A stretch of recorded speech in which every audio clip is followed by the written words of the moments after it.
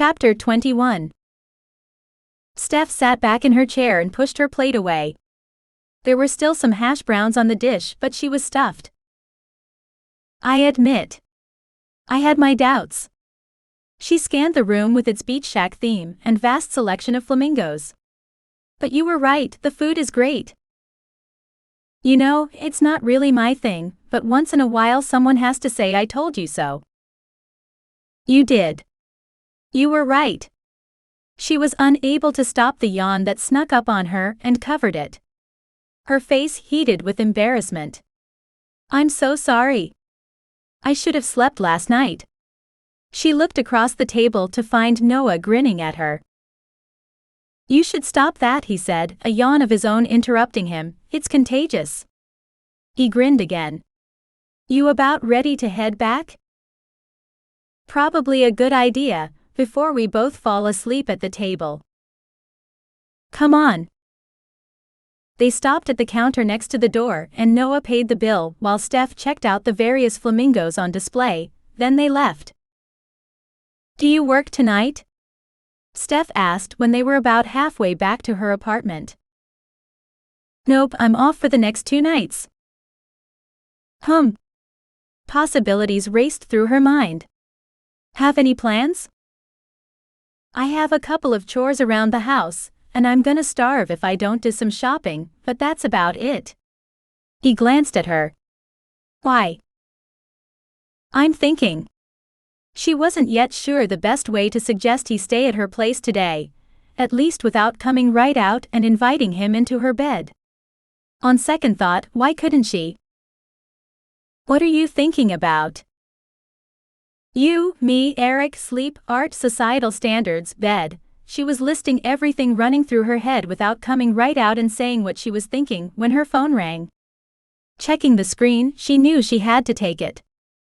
It's the office, give me a minute. No problem. She answered the call and spoke with the office staff about her door and what it would take to get it repainted, thanked them, and then hung up. They can't get to it until at least tomorrow. There's an AC on the fritz, and that takes priority. She told Noah what she'd learned from the office. I can see why it would. Yeah. The high would hit triple digits today. The question was how close to 110 would it get, and would it go over? Air conditioning was definitely more important than paint on a door. You were telling me what you were thinking about, Noah reminded her. Oh yeah. I was trying to figure out how to get you to come up and stay a while, without it sounding like I was just trying to get you into bed. She was too tired for games now and just laid it all out. Not that I don't want to get you into bed, it's just not my only goal. Noah glanced over at her, an odd light in his eyes. What are your goals? Other than to get me into bed, that is. He wiggled his brows and leered. Steph laughed and shook her head. It might be easier to tell you what I don't want, rather than what I do. All right. Noah glanced at her, then back at the road. I'm not looking for someone to take care of me. I can do that. I'm not looking for anyone to save me or rescue me. If I can get myself into trouble, I can get myself out. She took a deep breath and continued.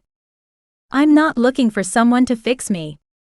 I like myself the way I am. I kind of like you the way you are too. Noah shot her a half smile. I kind of like you too. Steph sighed. I guess what I'm looking for is a partner. Someone who sees me as an equal and treats me like it. That's not a bad thing to want. That's what I thought, but I keep finding people like Eric, who seems to think I belong to him. Belonging to someone is not the way you treat an equal. If someone is a partner, they have the choice. Even if they choose to walk away.